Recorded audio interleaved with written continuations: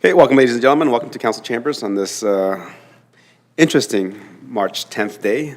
If you've been outside for most of the day, we've experienced all 4 seasons today, so it's always amazing that we can do that in a small town, Stony Plain. It's pretty unique when you get to experience all 4 seasons in one afternoon. Members of Council, there's an agenda before you. Deputy Mayor for the motion, please. Your Worship, I move that Town Council adopt the March 10, 2025 regular council meeting agenda as presented. Okay. Thank you. Administration, has anything needed to be added to the agenda tonight? Thank you, Your Worship. Nothing to be added. Okay. Call the question, all in favor? And that's carried. Okay, moving on with agenda number 3 is the public input session. So this is the time that we allow residents and stakeholders address council on anything that's not on the current agenda. So if anybody has anything to bring up in terms of concerns, suggestions, this is the time. Administration, has anybody registered to speak? Through your worship, no one has registered this evening. Okay, thank you. Is anybody in the gallery like to speak to council on anything that's not on the current agenda? Okay. Seeing none, moving on, our agenda number 4 is presentations and delegations. We have nothing scheduled today, as we had 3 lovely presentations at our GMP last week. There's no statutory public hearing scheduled for tonight either, so moving on to number 6 is the adoption of council minutes. And these are the council minutes from February 24th. Members of council, you had the opportunity to review them. Any errors, omissions, or questions on them? Seeing none, Councillor Anderson for the motion, please. Perfect. Thank you, Mr. Mayor. I was looking at our motions this evening, was hoping I didn't get 9.1, so I appreciate you asking me early in the meeting tonight. I'll move the Town Council approve the February 24th, 2025 regular council meeting minutes as presented this evening. Thank you very much. I'll call the question, all in favor? And that is carried. Yes, and for 9.1, the motion could be as presented by administration would be suffice as well. Councillor Meyer loves I'll read it. I'll happily read that. All right. Moving on to number 7, which is our council boards and committee minutes.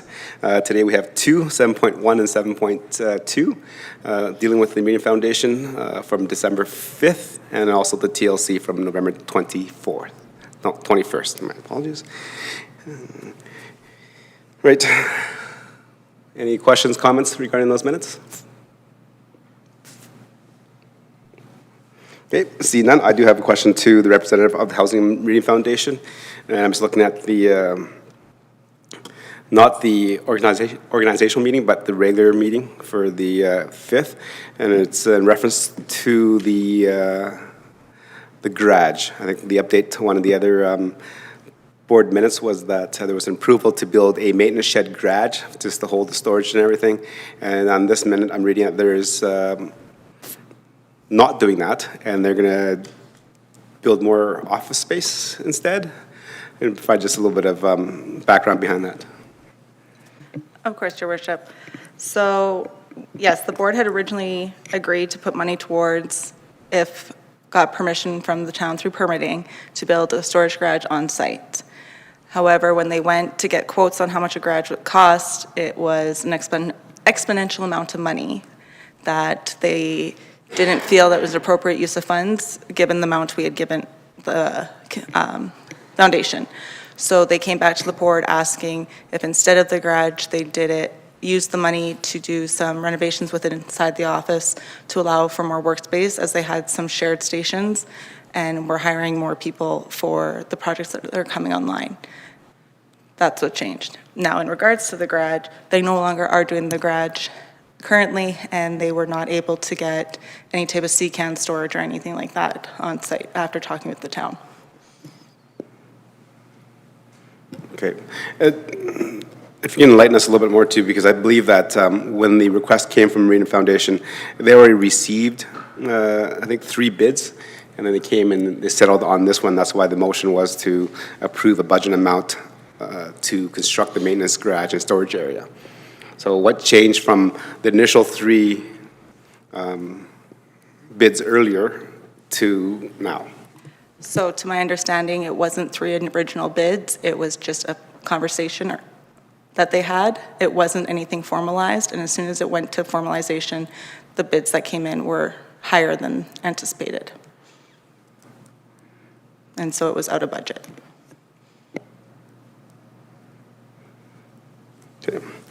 Thank you. I'll follow up on that a little bit later. Any other questions for clear understanding on those two board meetings, committee meetings? Councilor Peshko for the motion, please. Yes, thank you, Your Worship. The Town Council received the council, board, and committee minutes for information. Okay. Call the question, all in favor? Okay. That is carried. Moving on to number 8, which is bylaws. We have nothing scheduled tonight. So moving on to business items, we have 2. And the first one is the largest item in our budget deliberation. So go ahead, administration. Thank you.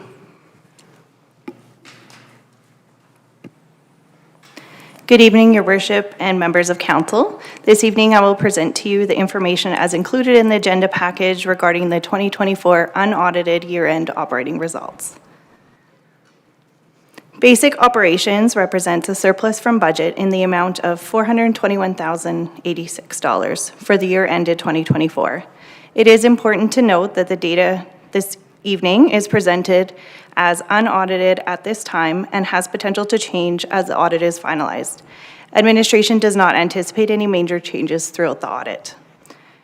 Significant variances to budgets that have made up the surplus are explained in detail within the report. These are made up of mainly surpluses in investment interest, unbudgeted grants, and professional services. Other notable gains include RCMP 2023 contract credit and 2024 contract savings. The main contributor to that was the position vacancies. On the debenture side, due to cash flow management and project timing, budgeted debentures were not drawn for the Public Works Building and the Recreation Center on the operations side. On the utility side, the Meridian Reservoir, Central Trunk Rehab, and Old Town South Storm had the same results. Administration recommends these surpluses transferred to the appropriate reserves as committed to offset future project debenture need and has provided the motions to support those. Capital road projects occurred a final closeout amount for final remediation in the amount of $134,400, of which a motion has also been provided to fund from the Capital Roads Reserve.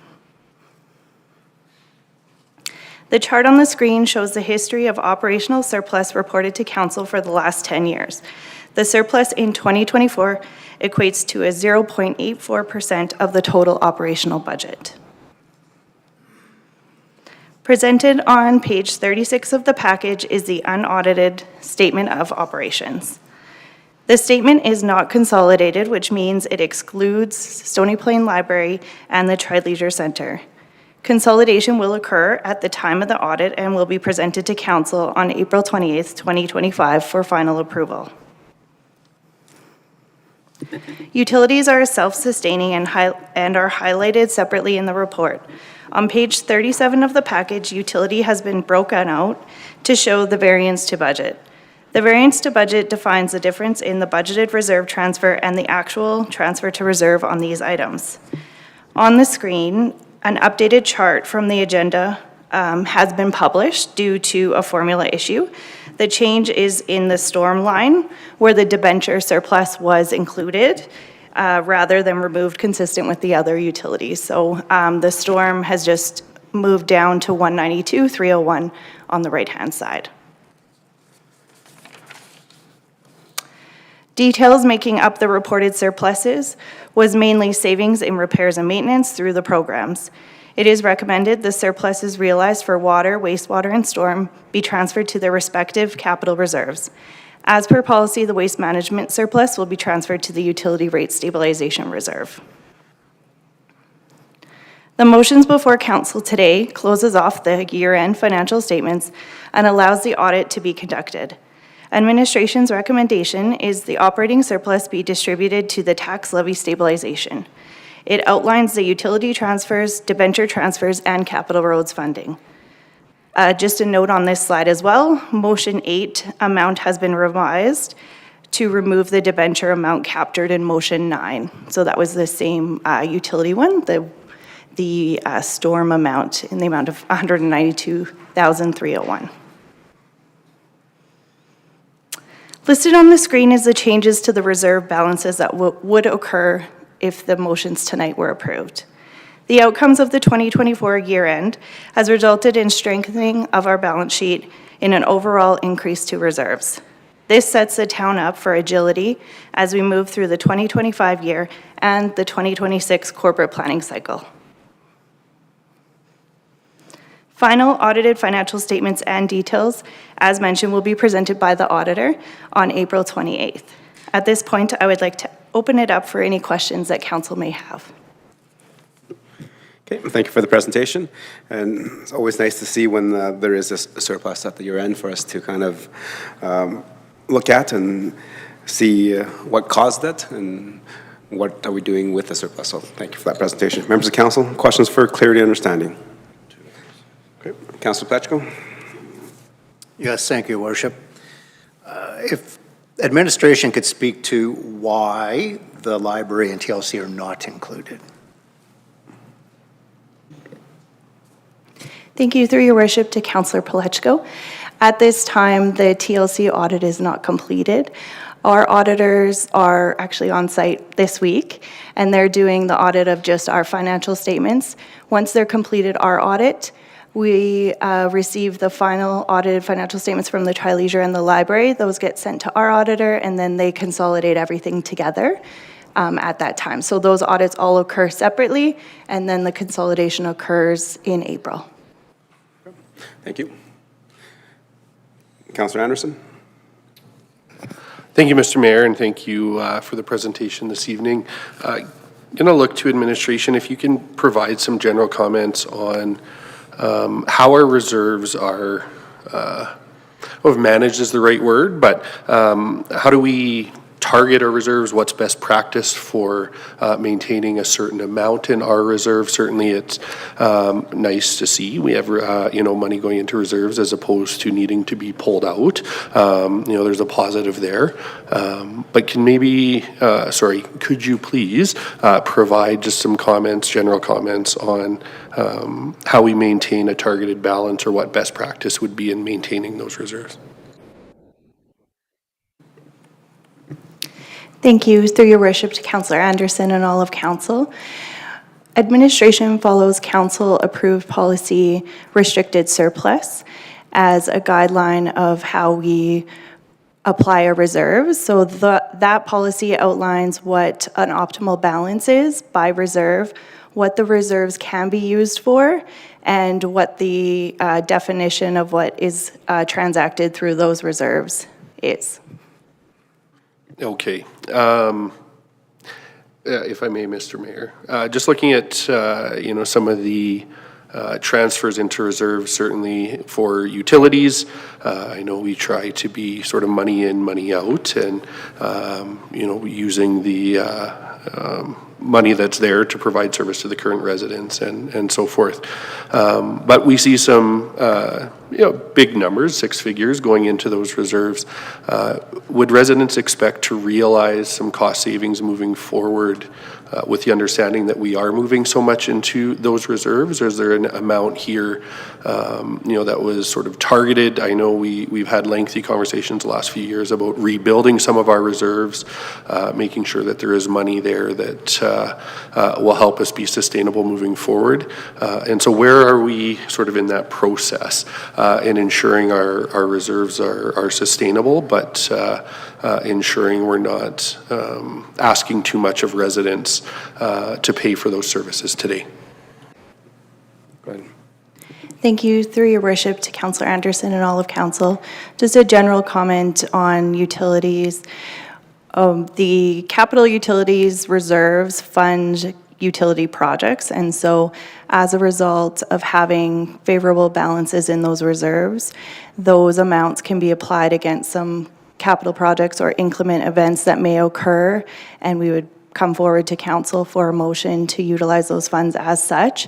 And so as we move into our corporate planning cycle for 2026, we will evaluate those reserves and their balances to identify and understand where they are against the optimal balances, and also just what projects potentially could be funded so that it's not impacting utility rates, or we may not need to borrow as much for a major project as we have sufficient reserves to help supplement that as well. Thank you for that. And Mr. Mayor, just a comment there, if I may. Certainly important for our community to have an awareness of how that money is utilized. And, a surplus, doesn't necessarily imply overtaxation, but we have to be certain that we have money there for the future, for those capital projects, has been mentioned, may allow us to borrow less in the future, which actually has a positive benefit on our tax base. So a positive thing for us to see surpluses here, and certainly appreciate administration's work bringing this forward. Thank you. Great. Thank you. Deputy Mayor? Thank you, Mr. Mayor. I'll try to talk in real plain language because I like it that way myself. So we look at these 10 instances in this plan that we would move a large amount of money into reserves. At some point, I'll ask, am I wrong on any of this? But not yet. Generally, we see this kind of money available to put into reserves when we have undergone a certain amount of growth, because the money tends, I think, to come from growth. Well, you don't have to be a rocket scientist to drive around Stony Plain and see that we are undergoing growth. And that generally is a positive thing, because that now means our taxpayers will not be hit with larger bills in the near or further future when all of these expenses come up, because we must, and we heard it in the last election, I'm sure we'll hear it again, we must look after what we have already built and take care of that. Otherwise, how do we sustain it? And people want to know, how are we going to pay for all the repairs and the upgrading that's needed to keep our town in very good condition? Not just what we see, but what's under the ground as well. So when I'm looking at these fairly large amounts of money being moved into reserve, that's a very good thing for me to see. After a number of years on council, you don't want to see where you've got no money going back into your reserves, but from time to time, you've pulled money out of reserves. Am I right on all of this so far, administration? Thank you, through your worship. Yes, the methodology is correct. All right, thank you. If I may go on, Mr. Mayor. The other thing that I'm happy about is that we have undergone the growth that allowed this to happen, because we needed to replenish our reserves. What I'm curious about is if we're putting this money in reserves, does that mean then that our taxpayer will not see, when we come to spring adjustments, which I believe is the final budget, our final chance to do anything with the budget, there will not be any reduction in taxes to our taxpayers? In other words, we're holding the line. We've already gone through the difficult process of budgeting. We've already broken the news to the public about what this is going to cost us. And we have these reserves being replenished, but we're not going to use this money to turn around and reduce current taxes, because the current user should be paying for a lot of these services and putting money aside to hedge their own need to contribute large amounts of money to big costing projects. Am I right about that as well? Your Worship, I can maybe provide some comment there too, and certainly if Manager of Finance wants to jump in, certainly would be helpful too. I think a couple points of clarity. So what's being tabled tonight is the end of the 24 fiscal year. As the Manager of Finance has indicated, the auditor will officially do that later on in April. I know our manager of finance also made a comment in her presentation about, as we're able to put some of these surplus amounts back into our reserves, allows for flexibility into the future. And I think that's a key thing to highlight, just in relation to your question. So, what's in front of council this evening is just moving the funds into reserves. Questions about 25 tax rates and so on and so forth will be forthcoming. Or dialogues about that will be brought into the chambers. But where we're at this point, no decisions clearly have been made. Council will receive some options in the relatively near future, and because of I won't reiterate everything that's in the report.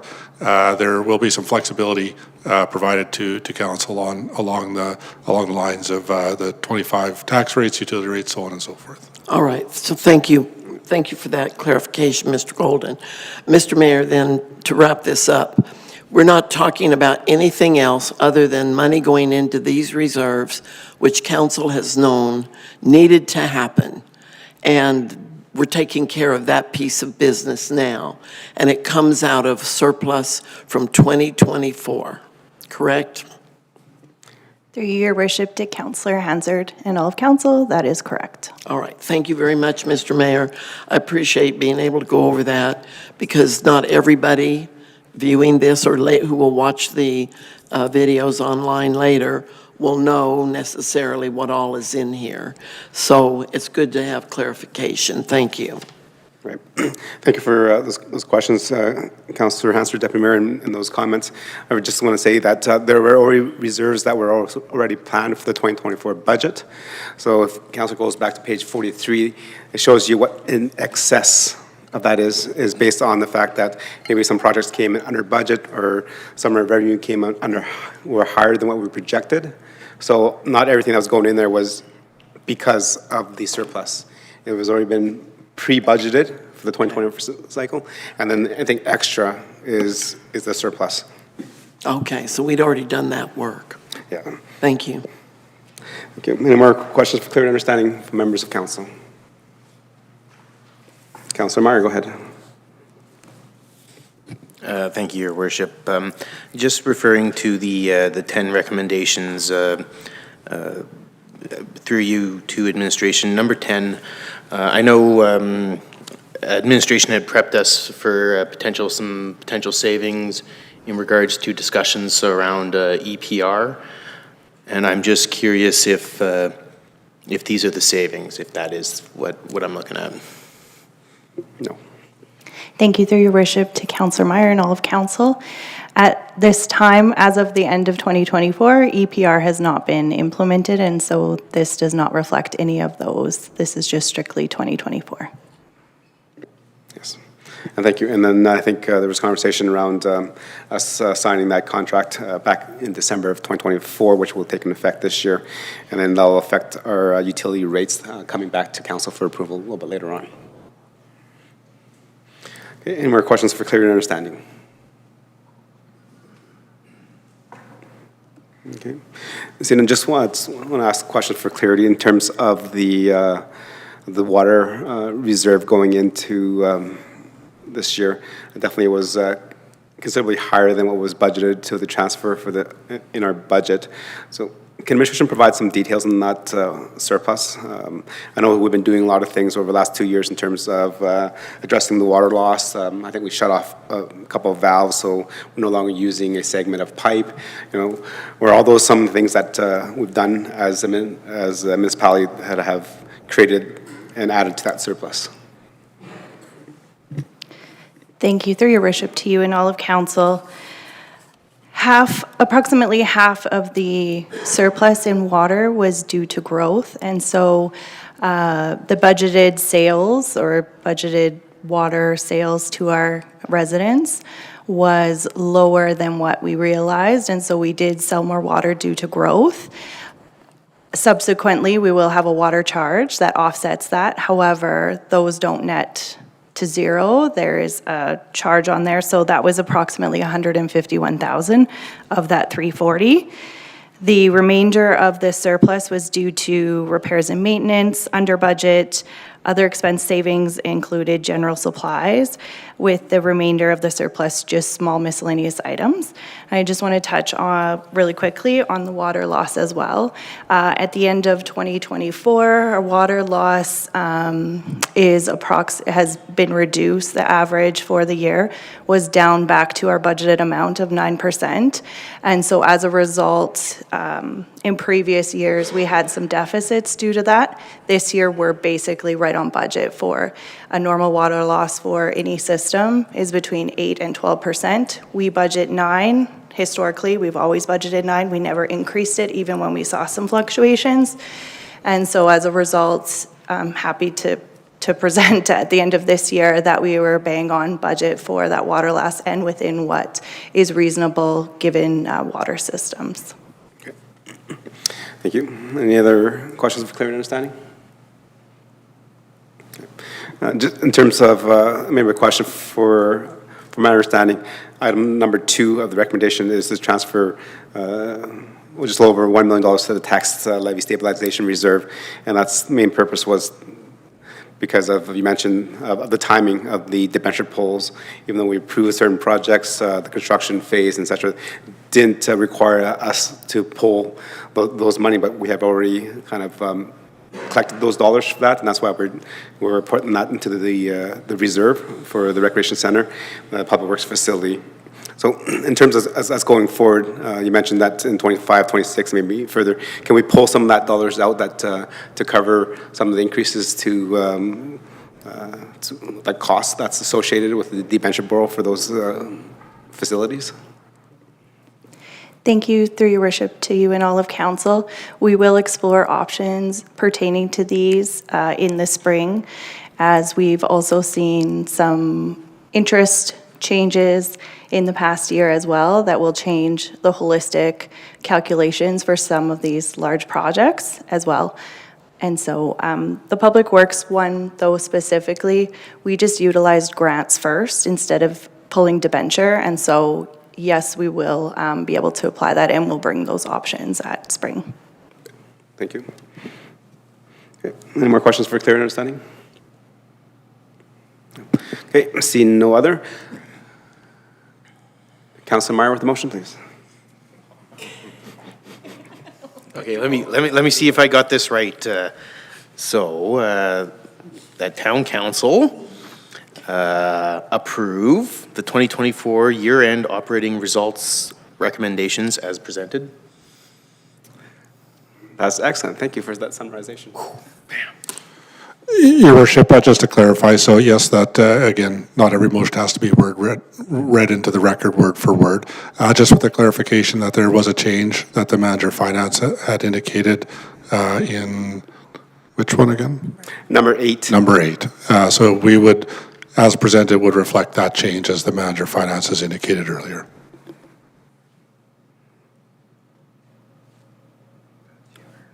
Okay, so just for council's reference, that was number 8, that the storm surplus was $293,576, and that was amended to $192,301. Nope. I think if you make your motion as presented. Yeah. As presented. Thank you. Okay, members of council, there's the motion there. We've had the presentation. We've had quite a few questions for clear understanding, and there's 10 recommendations. Questions, comments, and debate on the motion. I see none.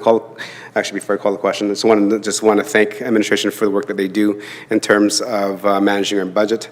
It's very difficult. Every year, sitting up here, we get recommendations based on our best estimations of what costs could be, and just through best practices and what other things have come down the line what we've done in the past and talking to our neighbors, and et cetera.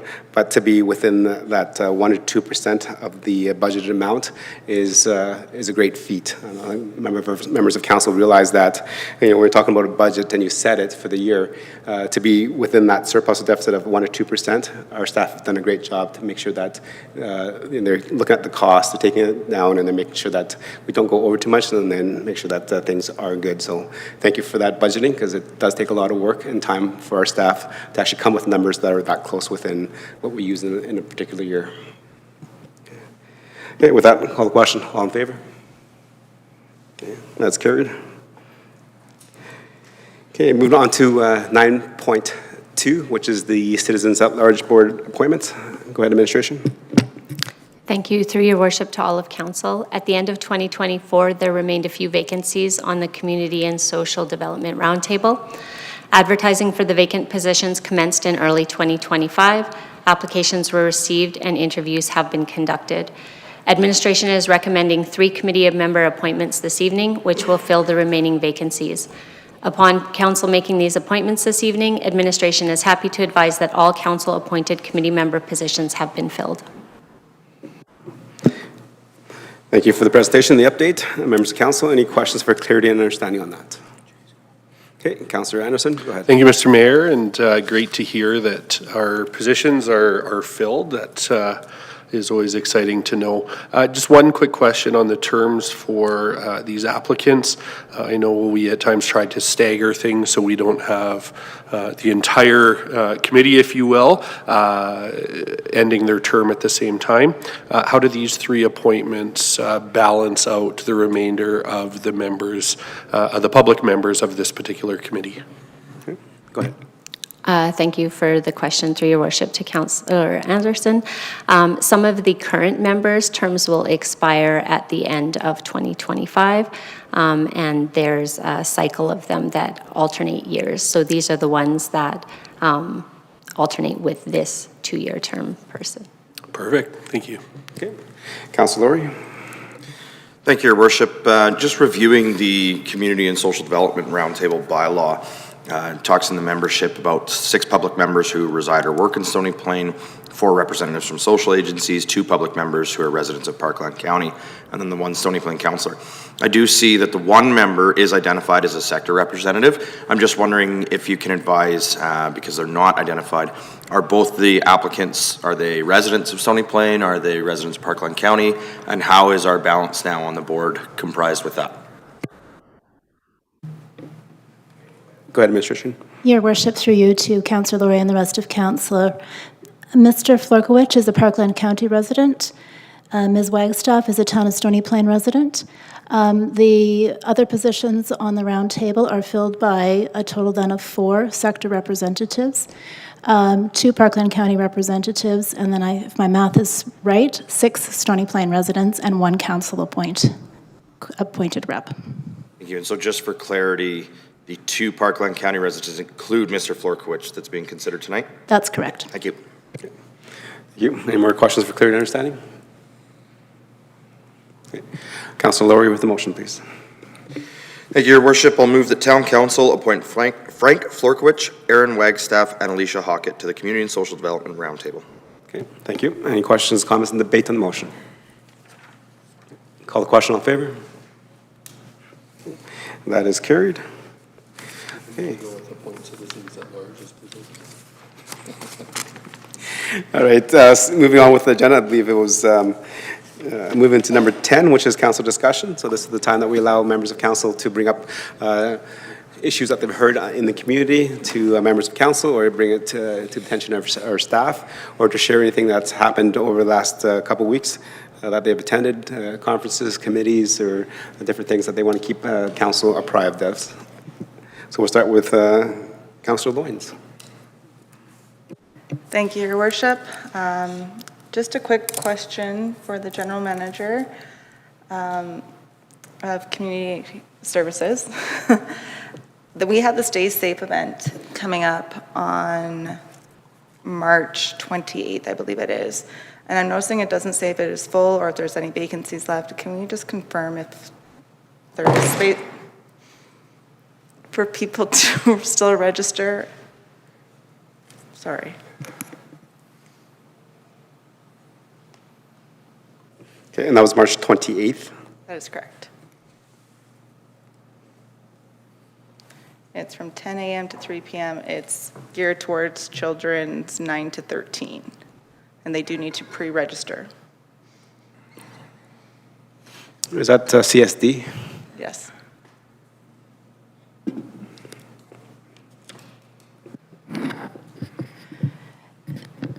Thank you, Your Worship, through you to Councillor Loynes. So it's an event at the Stony Plain Youth Centre. It's just for kids who are staying home alone, to give them a better understanding of some of the safety precautions they need to take place. They can register just online.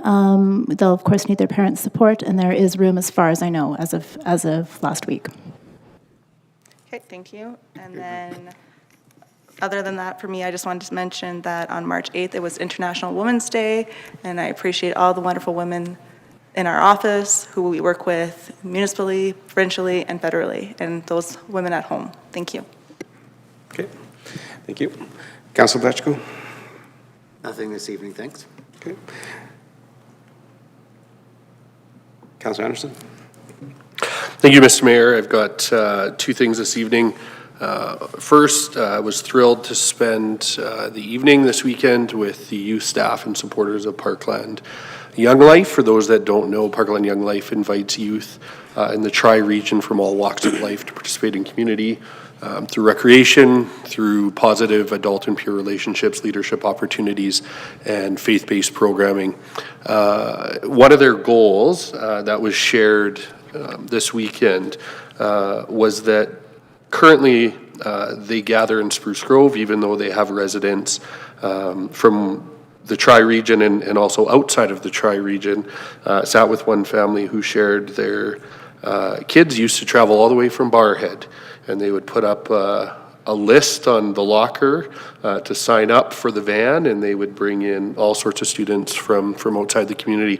But they are looking at expanding not just programs to serve youth in Stony Plain within Spruce Grove, but to the town of Stony Plain municipal area. So they want to start running programs within the town of Stony Plain for the residents that are here, so they don't have to travel to Spruce Grove, which I thought was great news, and had some conversations about what that would look like and what sort of support they would be looking for.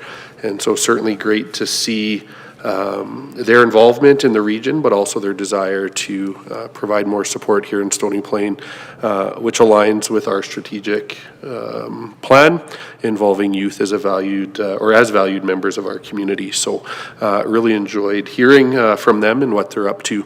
The second for me this evening, and I hesitate a little bit because there's a significant political conversation currently being had in this area. But we had an issue in a local school today that really hit home how valued our school staff are. Certainly we have some that residents may see in front of schools or in front of school buildings.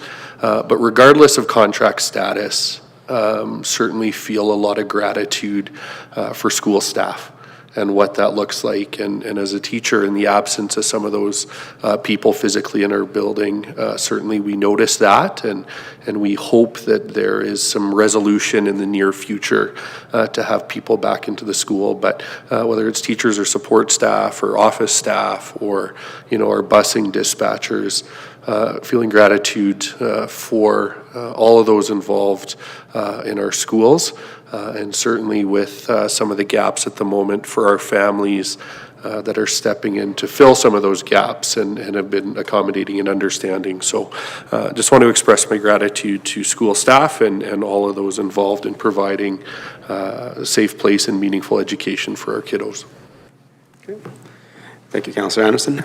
Deputy Mayor? Thank you, Mr. Mayor. The only thing I would say is I was able to attend one day of Alberta Muni Spring Caucus, and I always find that more valuable, actually, than the bigger event with Alberta Munis in the fall. So appreciate the opportunity to be able to attend, and I was glad the rest of council, most of them, were able to attend other days as well. Thank you, that's all. Thank you for the update. Councillor Laurie. Thank you, Your Worship. Just a question through you to administration in regards to our peace officers and bylaw officers, where we do not have 24/7, 365 coverage on our peace officers and bylaw officers. I'm just wondering if we can get an update on what the hours of operation typically are for those members. Your Worship, through to Councilor Laurie. Certainly 10 p.m. typically is through the winter months, and 12 midnight would be through the summer months once we warm up. Again, that depends on shift schedule, number of officers we have available to work, but certainly we do try to maintain that schedule 6 to 7 days a week depending on officer availability, but that is our schedule. So 10 p.m. would be typical, up to midnight during the summer months when we have more activity happening in the community. Thank you. And a start time, sorry? Shifts start as early as 7 in the morning. We do have a mid-shift depending on the day, or we delay them and start at 12 so that we can still get that 10-hour coverage throughout the day. So thank you. And then as a follow-up to that, anything that occurs outside of the hours in which an officer is on shift can obviously still be reported to our bylaw officers either by the phone number or by email, and that file will be followed up on by our peace officers or bylaw officers. Your Worship, through to Councilor Laurie, that's correct. If you do phone the complaint line, if an officer's not on shift, even if they're on shift, please leave a message. They could be dealing with a file, and they will pick up and they will get back as quickly as they possibly can. If there's a call outside of the hours that our CPOs are working, certainly 911 is a good alternative depending on the type of event that's happening. Excellent. No, thank you very much. And Your Worship, I just want to say thank you very much to our peace officers and our bylaw officers for the hard work they do in the community. Again, knowing that it's not a 24/7, 365 department, and they do deal with a very large number of files. It's very much appreciated the work they do. And again, I'd be remiss if I did not continue to thank our roads crews for the continued work with the interesting weather swings that we've been having. Every day when we're driving around town, I'm seeing more potholes being filled almost, within 24 hours of even noticing that they were there. Our drainage issues are being addressed quite quickly, and storm drains are being steamed out, so we're getting lots of the water flow, and I would assume we'll continue over the next month or two here to see more of that crop up, and just a huge appreciation to them for their work on that. Thank you, Councillor Laurie. Councillor Meyer. Yes, thank you, Mayor Choi. Just highlight, today is actually our tour of the RCMP K Division that our local inspector extended an invitation and personally led. It was a great opportunity to highlight some of the advanced services and resources that our local RCMP are able to tap into, and they wanted to highlight where some of our monies that we spend go, and like I say, some of the efficiencies and level of service that the RCMP afford us. And that's all.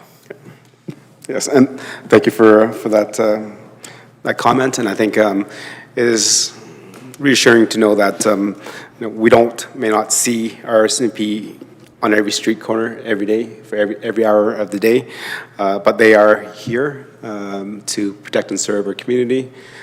Being at the K Division and looking at the real-time operations center, you can see where the officers are and how they deploy officers when there is a urgent matter that needs to be done, and the sense of security that is there for the members themselves, but for our residents.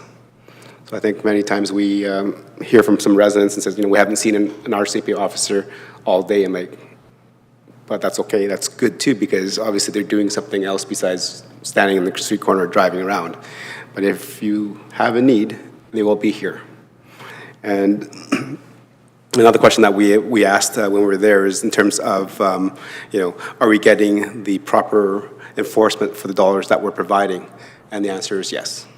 looking at, because we have a joint detachment with Spruce Grove and ourselves, and also there's provincial counterparts in there that patrol Parkland County area.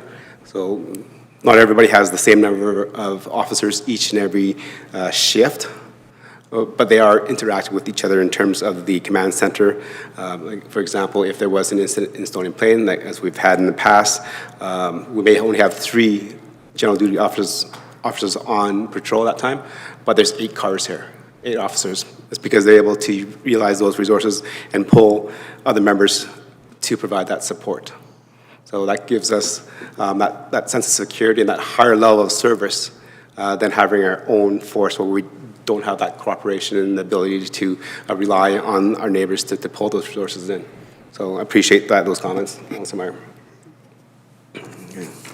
Again, I just wanted to, again, highlight that a few members of council attended the Alberta Municipalities President Summit and Spring Caucus. As Deputy Mayor mentioned, it is always a good time to kind of learn from our colleagues, hear what's going on, and have the opportunity to share the good work that's happening in Stony Plain. I personally had the opportunity to actually bend the ear of a couple of ministers. The first one was Councillor McIver. Well, Minister McIver, he was a councillor way back when. But yes, just definitely on behalf of our community, wanted to thank him for the increase in the LGFF. So that's the local government fiscal framework. As we follow the budget, it was an increase this year, and then there's also another 13% increase in the next year budget, which is kind of set based on the provincial revenue. So again, that bodes well for the town of Stony Plain. The other thing that was in the budget that I thanked the minister for was the increase in grants in lieu of property taxes. So a long time ago, they used to pay 100%, then they've dropped it and decreased it down to 50%, and this last budget, they've increased it back to 75%. Being a community of Stony Plain, we have quite a few provincial assets in our community, which means we'll be getting a little bit more grant dollars for those properties. Therefore, that'll allow us as a community to review and address some of the issues that we have without having to increase taxes to look after them. And the second minister that I had a chance to bend an ear for a few minutes was Minister Dreeshen, Minister of Infrastructure and Economy or Trade Corridors. I forget, the titles changed quite a few times. But again, to thank their contractor, Ledcor, in our community. I'm not too sure if you've seen our community. We used to have, what was that guy's name? I shouldn't use names anyways. But the previous contractor did an adequate job, but not as responsive job as Ledcor is doing right now. And they're the current provider of the highway maintenance throughout the community.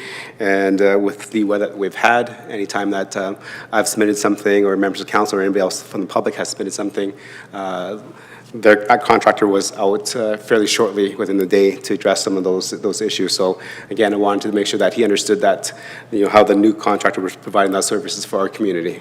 I think sometimes we don't take that time to share that. And I also took the opportunity to, share concerns in terms of highway access, definitely the maintenance on those, and also access on our 3 provincial highways that go through town, 628, 779, and 16A.